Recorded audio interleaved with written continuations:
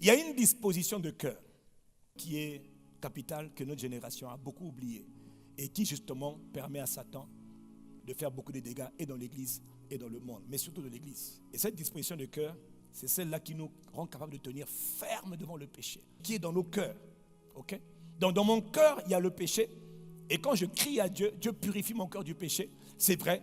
Mais Dieu doit mettre autre chose dans mon cœur. Et c'est quelque chose pour lequel beaucoup ne prient pas assez. Beaucoup ne sont pas conscients. Cette disposition de cœur, on l'appelle la crainte de Dieu. Quand vous voyez les Écritures de Genèse jusqu'à Apocalypse, ce qui permet à Dieu de vraiment marcher avec des hommes, c'est d'abord cette qualité de cœur, cette disposition qui doit être trouvée en toi, qu'on appelle la crainte de l'Éternel. Dans Deutéronome 4, au verset 10, quand Dieu est allé sauver le peuple en Égypte, il veut maintenant les emmener dans la terre promise. Il veut marcher avec son peuple. Mais il dit à son peuple, attention, on ne marche pas avec moi si on n'a pas quelque chose dans le cœur. Il dit, je veux convoquer mon peuple, j'appelle mon peuple, j'invite mon peuple. Et quand j'invite mon peuple, comme on le fait ce matin, je veux leur faire entendre mes paroles. Afin que mon peuple, qu'ils apprennent à me craindre tout le temps qu'ils vivront sur la terre. Je sauve mon peuple, je veux que mon peuple, s'il doit marcher avec moi, moi je ne suis pas les faux dieux là, les fausses divinités là, moi je suis le Dieu des dieux. Ce peuple-là, je veux qu'ils entendent ma parole. Et ma parole, quand ils vont l'entendre, la parole va produire en eux ma crainte, ma révérence, mon respect, profond respect, profonde révérence, profonde déférence. C'est de l'affection, c'est de l'amour pour moi mélangé à un profond respect de ma personne, de ma présence. Ils vont me craindre tout le temps qu'ils vivront sur la terre. Et il faut qu'ils apprennent ça à leurs enfants. Dans Deutéronome 6, verset 24, Moïse dit encore, l'Éternel nous a commandé de mettre en pratique tous ses commandements ou encore ses lois. L'Éternel nous a commandé de craindre l'Éternel notre Dieu, afin que nous puissions toujours être heureux. Est-ce que le peuple de Dieu veut être heureux en marchant avec son Dieu?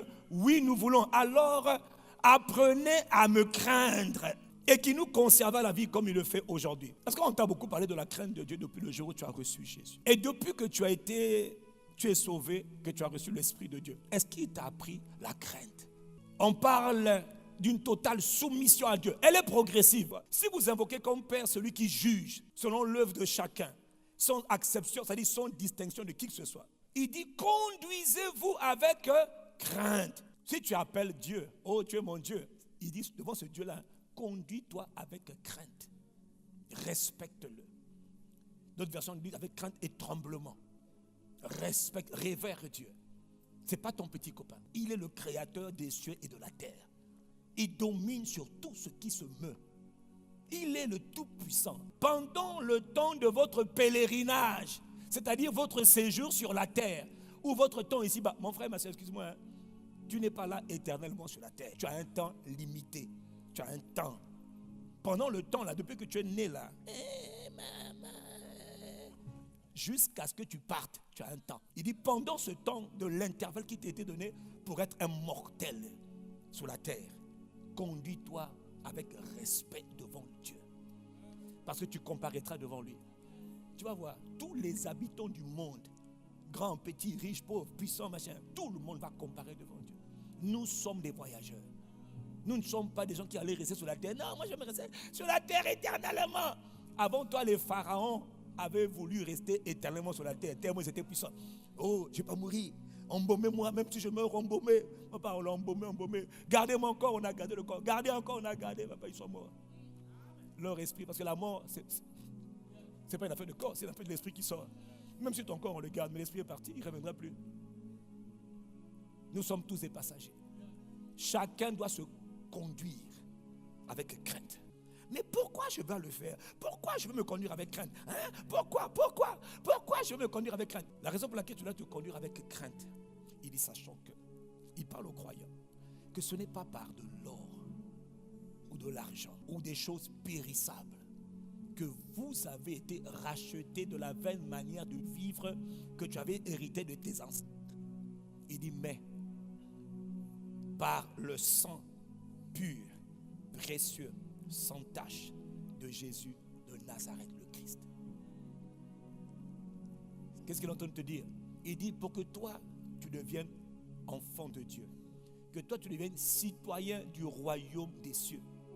Pour que toi, tu sois réconcilié avec Dieu. Pour que toi, tu sois purifié, pardonné d'abord et après purifié de tous tes péchés. Il dit, quelqu'un a atrocement souffert. Ce quelqu'un, on l'appelle ton sauveur, ton Seigneur, le prince de ton salut. Il dit, une des raisons pour lesquelles tu dois te comporter avec crainte devant Dieu, c'est parce que Christ est mort pour toi. Christ est mort à cause de toi. Qu'est-ce qui a tué Christ? Son amour pour toi. Qu'est-ce qui a mis à mort le Fils éternel de Dieu? Son amour extrême pour toi. Sa passion profonde pour toi. Il aurait pu nous laisser périr, nous tous. Recréer une nouvelle humanité dans son amour. Dieu a tellement aimé les hommes que Dieu a sacrifié son Fils. Le Fils sacrifié là, le Père dit, j'ai sacrifié mon Fils à cause de toi. Marche, conduis-toi avec crainte à cause de mon Fils que j'ai sacrifié à cause de tes péchés. Et toi tu es là pour dire non, je fais ce que je veux. Ton corps que tu as jusqu'à la fin de ton pèlerinage ne t'appartient même pas. Tu as été racheté. C'est-à-dire, on a payé le sang et Dieu t'a racheté. Et maintenant toi tu appartiens à Dieu et tu veux marcher comme quelqu'un qui n'appartient pas à Dieu. Tu veux continuer à pécher alors que le Fils de Dieu a été sacrifié pour arracher le péché, purifier le péché et nous donner une vie nouvelle, un esprit nouveau qui nous rend capables de ne pas pécher. Mais toi, tu n'as pas envie d'entendre. Donc, la crainte de Dieu n'est pas une option dans la vie d'un enfant de Dieu. Frère, si tu ignores mon message, ignore-le. Et moi, si j'étais à ta place, je ferais comme je fais. Jésus est mort à cause de moi. Non, je vais obéir à la parole. Mais je n'y arrive pas. Alors je viens devant Dieu, je dis, Père, je n'y arrive pas. Je demande ton aide. Je me rends. Quand tu dis ça à Dieu, je n'y arrive pas. J'ai le vouloir, mais je n'ai pas la capacité. Je crie à toi, aide-moi. Je ne peux pas arriver à te craindre comme tu le veux, mais aide-moi. Là, tu es dans la volonté de Dieu. Mais quand tu es là, tu dis, oh, franchement là, c'est trop lourd pour moi là, non. Oh, le pasteur Castano, encore un autre faux pasteur. Oh, Castano, faux pasteur. Il n'y a pas de problème. Insulte-moi, il n'y a pas de problème. Mais je te dis seulement de la part de Dieu. On va se revoir. Parce que lui, il est celui qu'on appelle le juste juge. Et il rend à chacun selon ses œuvres. Ne t'inquiète pas, ne t'inquiète pas. Voilà pourquoi il faut laisser les gens, ceux qui ne veulent pas écouter, laisse-les. Mais toi, écoute-moi. Donc, Proverbe chapitre 8, au verset 13, il te dit, la crainte de Dieu, c'est quoi? C'est la haine du mal. Donc, pendant que moi, je crie à Dieu, pour que Dieu purifie mon cœur, je dois aussi crier à Dieu, pour que Dieu injecte dans mon cœur cette semence qu'on appelle la crainte de Dieu. C'est celle-là qui va m'aider dans mon cœur à détester le mal. Le péché, c'est quoi? Mal. Adultère, c'est quoi? Fornication, c'est quoi? Calomnie, c'est quoi? Mensonge, c'est quoi? Cupidité, c'est quoi? Jalousie, c'est quoi?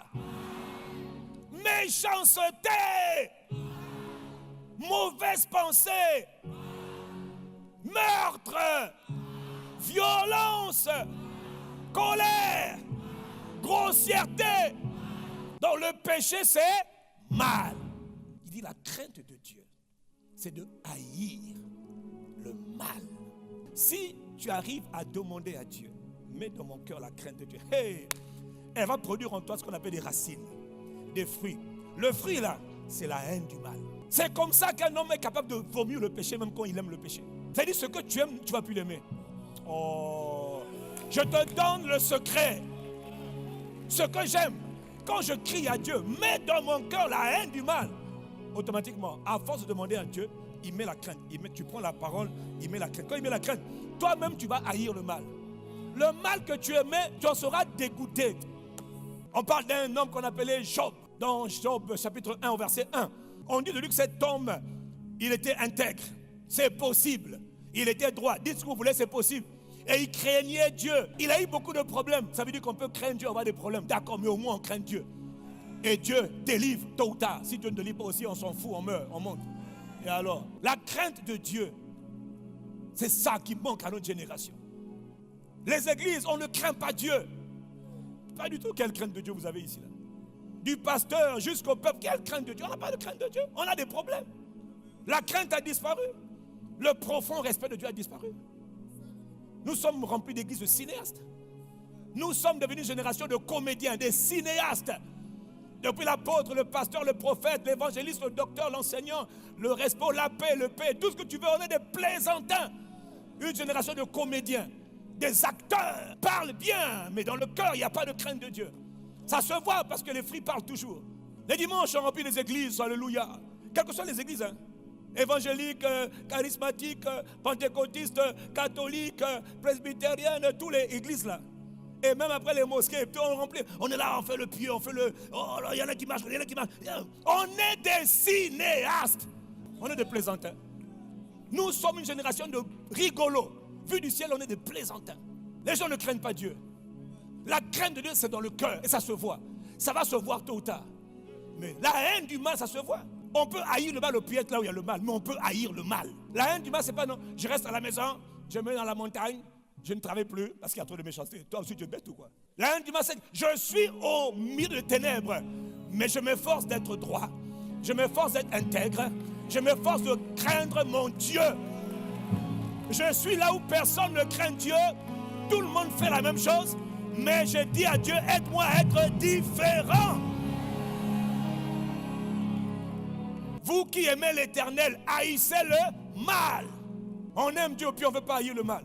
On est des fanfarons, des plaisantins. On porte des titres de pasteur, d'apôtre, de docteur, de prophète. Mais on est des plaisantins, je vous le dis. On est des rigolos. On ne croit même plus en nous. Je ne parle pas des calomniateurs qui ne comprennent, eux aussi sont perdus.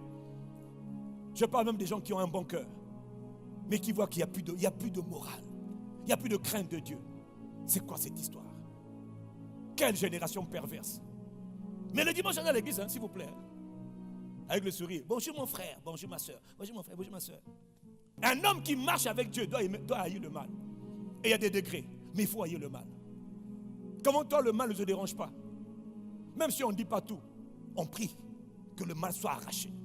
Ôtez le méchant, ôtez le mal du milieu de vous. Mais il faut au moins qu'on prie. Et quand on prie, hein, soi-même, tu dois garder ton cœur. Tu peux être dans un environnement très très sale, mais rester correct. Très pollué, mais rester pur. Rester pur. Rester pur. Où est la pureté? Ah, tu dis comme tout le monde a fait ça, moi aussi je fais ça. Qui t'a dit qu'il faut faire comme ça? Que ton cœur soit rempli de la crainte de Dieu pour détester le mal. Dans Amos chapitre 5 au verset 15, il est écrit: haïssez le mal et aimez le bien. Faites régner à la porte la justice. La justice, c'est la manière de vivre qui plaît à Dieu. C'est possible ou pas? C'est possible. C'est ce que Dieu recommande. Celui qui haït le mal, c'est que son cœur est rempli de crainte de Dieu. Il y en a qui ne croient même plus. Oh, mais comme tout le monde veut avoir un enfant, absolument, parce que là j'avance, je veux avoir un enfant, parce qu'on m'a dit qu'il faut absolument avoir un enfant avant 40 ans. Donc, qui t'a dit qu'il faut avoir un enfant avant 40 ans? Excuse-moi ma soeur, je vais te dire quelque chose d'un peu choquant. Tout le monde n'est pas aussi appelé à se marier. Ah non, parce que vous, notre génération, vous croyez que non, Jésus n'était pas marié. Paul n'était pas marié, voilà. Donc il faut aussi arrêter de nous fatiguer pour dire non mais tu te maries à quel âge? À quel âge? Qui t'a dit que tout le monde doit se marier? Qui a dit ça? C'est écrit où? C'est écrit où? Je suis bien, c'est bien le mariage. Mais si Dieu n'a pas permis, si Dieu ne permet pas encore, pourquoi je vais commencer à me brader, me prostituer, me vendre pas cher, moins cher, plus cher, dans le but d'avoir un enfant avant que le mari devienne... Le but de me dire non, l'âge avance, mes parents m'ont dit que comme je n'ai pas encore d'enfant, je vais faire un enfant. Et maintenant, il y en a qui disent, je préfère faire un enfant sans mariage. Et puis tu es à l'église, reste à l'église. Il est écrit dans Romains 12, verset 9. Ayez le mal en horreur. Ça veut dire demander à Dieu la grâce de haïr le péché. Parce que le mal, c'est le péché. Et on ne passe pas beaucoup sur le péché de nos jours. Hein. C'est démodé. Hein. Eh bien, ce n'est pas démodé. Voilà. Je prêche ce que Dieu dit. Oh, parce que je suis fatigué des gens qui disent Amen, Amen.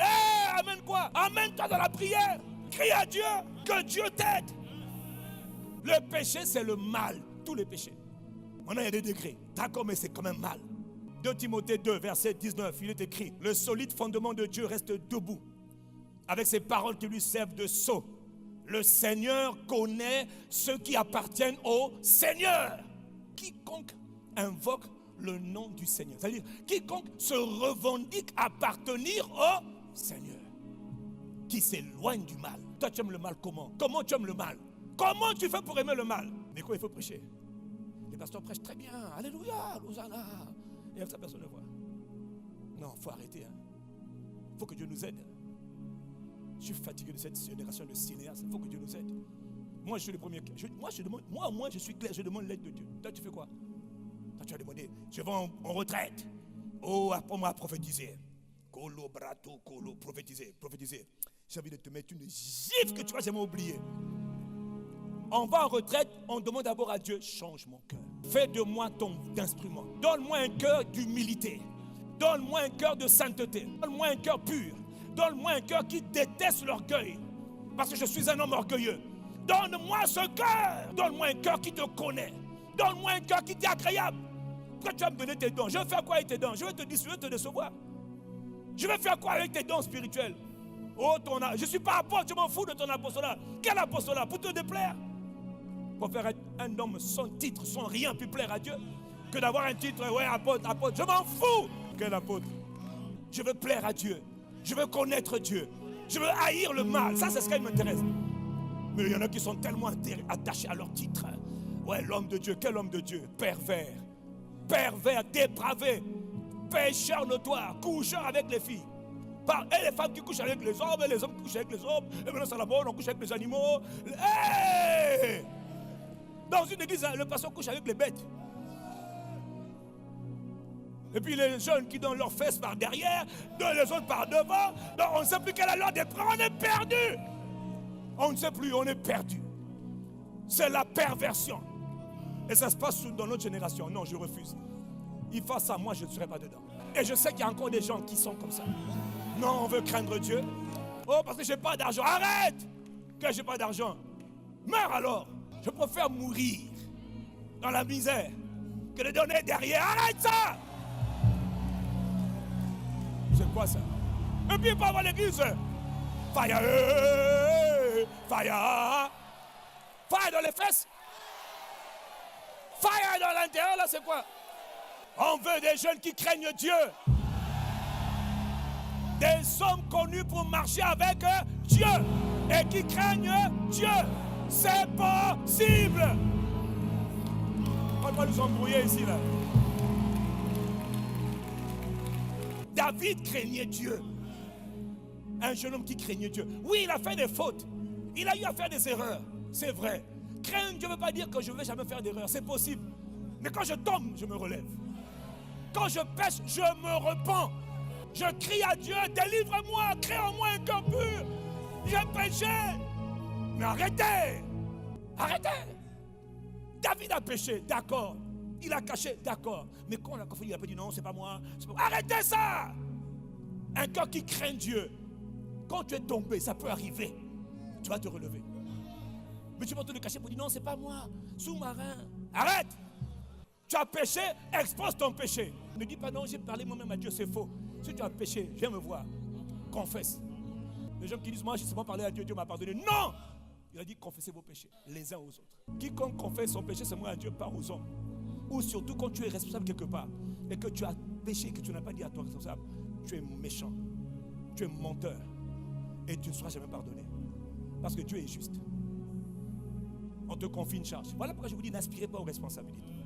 N'aspirez pas aux responsabilités. Si tu n'es pas prêt, n'aspire pas. Reste en attendant dans la foule, parmi le peuple. Et si on te propose de t'élever, refuse. Je ne suis pas prêt. Ça s'appelle la sincérité. Ça s'appelle l'intégrité. Ça s'appelle la droiture. Ne me donne pas ce que je ne suis pas capable de gérer. Je refuse cette place. Je refuse cette position parce que mon cœur n'est pas encore prêt. Au moins tu es honnête. Mais une génération de menteurs, d'incapables, qui disent je suis devenu directeur, conseiller, ministre, etc., pasteur, assistant, puis tu n'as rien à te fous à l'intérieur. On est fatigué. Mon cœur saigne devant Dieu. Parce que le cœur de Dieu saigne pour une génération qui le craint. Comment on va prier? Mais ce qui m'énerve, c'est qu'on remplit les églises le dimanche. On est nombreux en train de chanter. Il y avait un homme, jeune homme, qu'on appelait Joseph. Tu connais l'histoire de Joseph? Élevé, abandonné, seul en Égypte, livré par ses frères. Donc lui, il a toutes les raisons de dire, on m'a rejeté, mes parents m'ont rejeté, oh, personne ne m'aime, et Dieu m'a oublié. Il a toutes les raisons. Il se retrouve esclave, rejeté par ses parents, par ses femmes, ses frères, rejeté. Il se retrouve en Égypte. Et enfin, il est accepté parce que Dieu est avec lui. Il va dans la maison de Potiphar et Dieu l'élève. Et Dieu, ça, la prospérité de Dieu, la présence de Dieu accompagne. Il est conscient que la présence de Dieu n'est même pas en lui, mais est avec lui. Et le maître Potiphar voit que le gars là, il est terrible. La présence de Dieu est avec lui. Potiphar l'élève. Il dit, c'est Dieu, c'est pas moi. Il est reconnaissant, il bénit Dieu, il reste attaché à Dieu. La prospérité ne veut pas dire que tu vas te détacher de Dieu. Les gens qui ne craignent pas Dieu, rends-le un peu prospère, bénis-le un peu. Il oublie l'église, il oublie Dieu, il oublie de donner, et même, il a oublié Dieu. La prospérité l'a fait oublier l'Éternel parce que la crainte n'était pas dans son cœur. La cupidité, l'opportunité était dans son cœur. Dès qu'il a eu l'opportunité, il a oublié la maison de Dieu. Bon, certains, ils suivent seulement en ligne quand ça arrive. Quand la mouche le pique, il dit, je me connecte. J'espère que tu es connecté. J'espère que tu m'entends en ligne, toi là. Dimancheur. Ce Joseph, alors qu'il est dans la maison de Potiphar, il est élevé, mais il reste attaché à Dieu. Donc on peut rester élevé et puis attaché à Dieu. Et là où il est, c'est des satanistes, c'est des sorciers. Mais il est dans la maison, en parenthèse, on peut être loin de Dieu, on peut être appelé de Dieu dans un milieu de sorciers, on est là. Mais on ne fait pas la sorcellerie. On n'est pas sorcier. Daniel a opéré parmi les sorciers sans être sorcier. Il leur a montré ce qu'on appelait l'esprit du Seigneur, l'esprit supérieur. Oh, vous nous fatiguez ici là. Joseph, après que son maître l'ait béni, maintenant je peux faire tout ce que je veux. Non, son cœur reste humble. Je vous dis, avec Joseph, tu apprends beaucoup de choses. On peut t'élever, tu restes humble. Tu restes droit. Tu crains Dieu. Et la femme là de son maître, un jour, pendant que le maître n'était pas là, elle était belle, mais avec le petit était trop beau. Elle dit, petit, quand je te vois là, oh mon petit. Je sens des vibrations vibratoriennes. Je sens des sensations sensorielles. Oh, je brûle pour toi, fils. Ou plutôt mon frère, qu'elle appelle fils ou frère, on s'en fout. Couche avec moi. Il a dit, madame, non. Au début, il a d'abord commencé, au début, il a voulu raisonner. Ça, c'est l'erreur de Joseph. Au verset 9, il dit, il dit, madame, madame, grande soeur, yaya, tout ce qu'il veut. Et puis, il commence à lui expliquer, il commence à se défendre. Il dit, mais ton mari n'est pas plus grand que moi dans cette maison. Il m'a rien interdit, excepté toi, parce que tu es sa femme. Mais le problème de Dieu, ce n'est pas la femme, c'est comment je vais faire ça à Dieu. Il dit, comment ferais-je un aussi grand mal et pécherais-je contre Dieu? Le problème, ce n'est pas que tu me plais ou tu ne me plais pas. Il voit la femme, elle est belle, sûrement elle est belle. Il dit, mais comment vais-je faire un aussi grand mal et pécher contre Dieu? Mon problème, ce n'est pas toi, maman. Toi, tu es belle. Mon problème, c'est mon cœur. Je crains Dieu. Je n'ai rien contre toi, ou je ne suis pas pour toi, mais je crains Dieu. Que Dieu te donne la même grâce devant la tentation. Pas cette génération. Je crains Dieu. Tu vas dire. En plus, il était célibataire, s'il te plaît. Donc, si c'était célibataire de notre génération, elle allait dire, une femme qui va me gérer. Oh, petit. Les frères, vous n'avez pas vu. J'ai vu une maman. Je donne mon devant, je donne mon derrière, elle va me gérer. Comment ferais-je un aussi grand mal? Et couche avec moi, pour toi, c'est si grand mal. Joseph, toi aussi, tes mots là ne sont pas un peu trop durs? C'est pas un mal. C'est juste un instant. Une petite partie de plaisir. Parce que je vibre pour toi. Tu es beau, petit. Viens ici. Couche avec moi. Au verset 10, il dit, quoi qu'elle parla tous les jours, c'est-à-dire tous les jours, couche.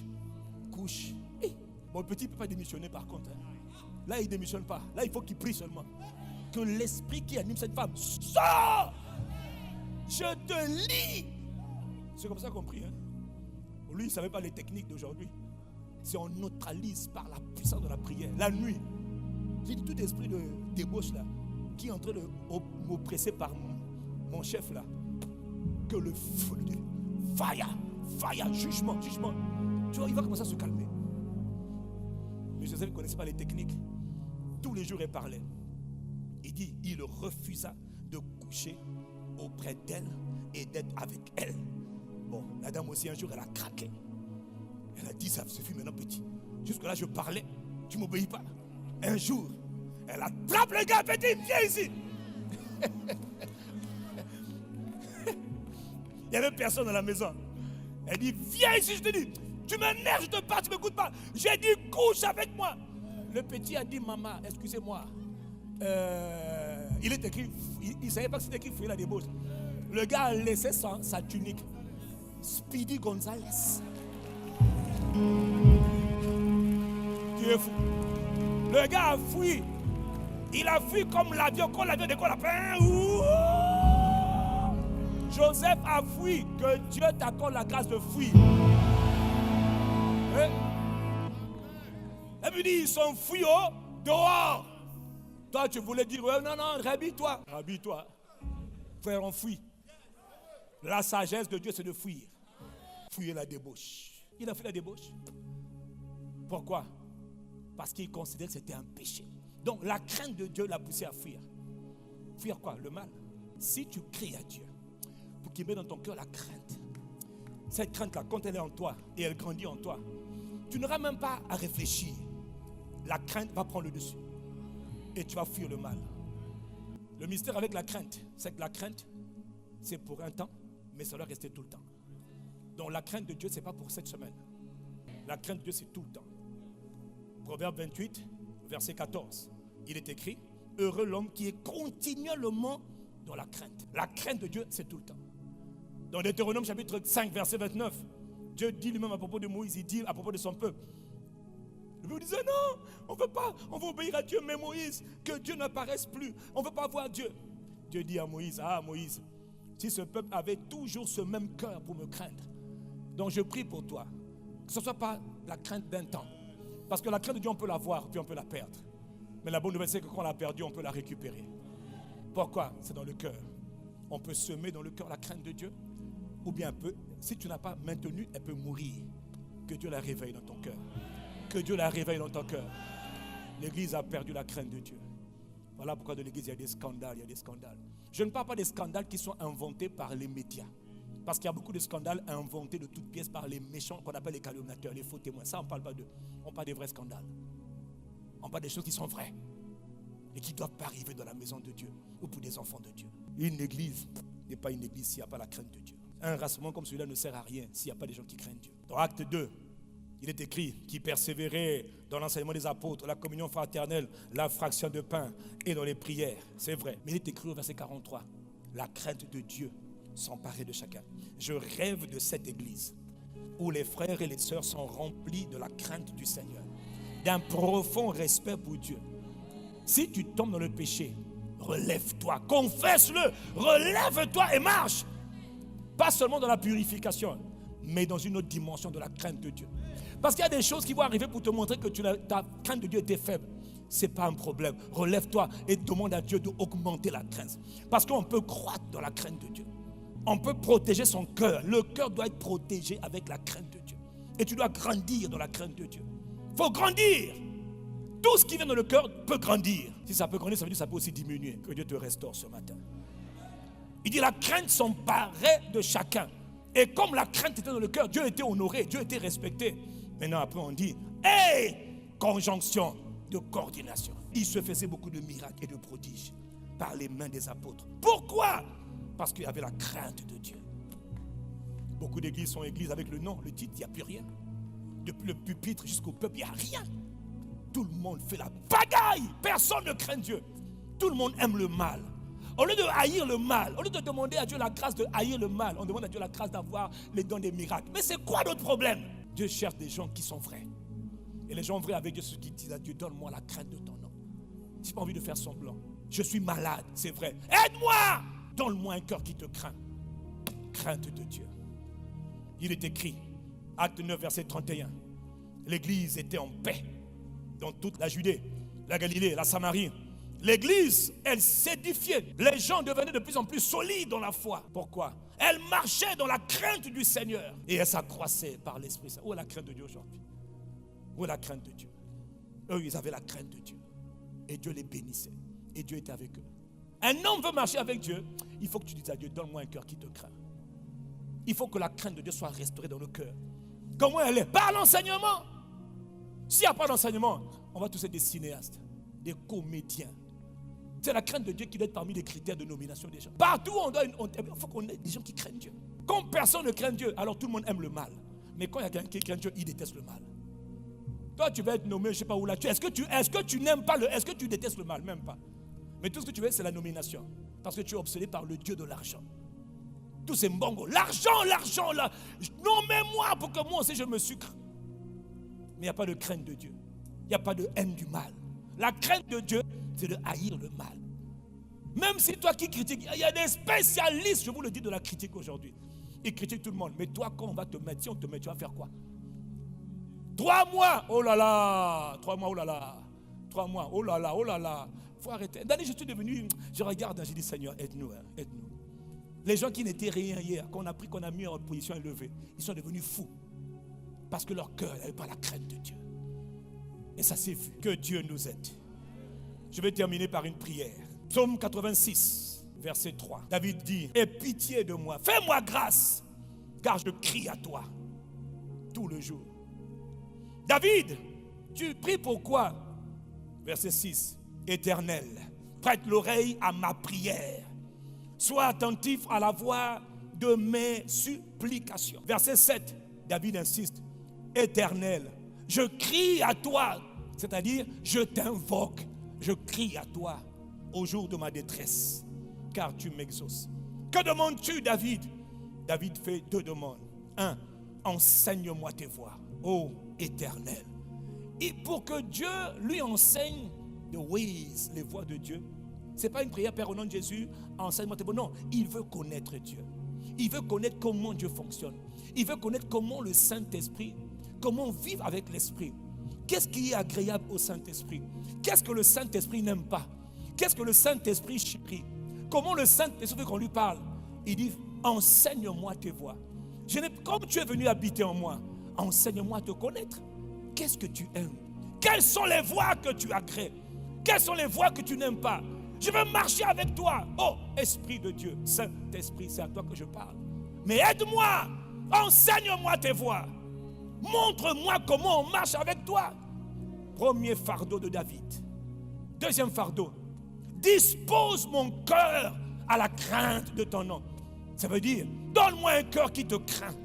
Parce que marcher avec toi, il faut que je te craigne. Donne-moi un cœur, ô Éternel, qui te craint. Je veux craindre Dieu, je n'y arrive pas. Aide-moi. Aide-moi. Voilà les points de prière de David. Où tu as vu des gens qui demandaient les dons spirituels? Où tu as vu des gens qui demandaient le mariage? C'est pas mauvais, mais il y a des fondements. Il y a des fondements par lesquels Dieu voyage avec les hommes. Par lesquels les Abraham ont marché avec Dieu. Les Moïse ont marché avec Dieu. Les Jésus ont marché avec Dieu. Les Paul ont marché avec Dieu. Fais-moi connaître tes voies. Lui crie à Dieu pour connaître les voies de Dieu. Lui crie à Dieu pour que Dieu incline son cœur. Dieu lui donne un cœur qui révère Dieu. Parce que personne ne peut craindre Dieu si Dieu ne met pas ses dispositions dans ton cœur. Mais il faut demander. Mais demande comme quelqu'un qui est passionné. Quelqu'un qui veut vraiment. Quelqu'un qui a soif. Il dit, si tu le fais, au verset 12, il dit alors, je te louerai de tout mon cœur. Il dit, je glorifierai ton nom à toujours. Pourquoi? Parce que mon cœur sera rempli de ta crainte. Je sais que je vais te glorifier. Quand le mal viendra, je le rejetterai. Quand le mal viendra, je le repousserai. Parce que je sais que tu m'aideras. Parce que dans mon cœur, non seulement tu me purifies, mais tu déposes dans mon cœur une grâce qu'on appelle la crainte de Dieu. Donne-moi ton Amen.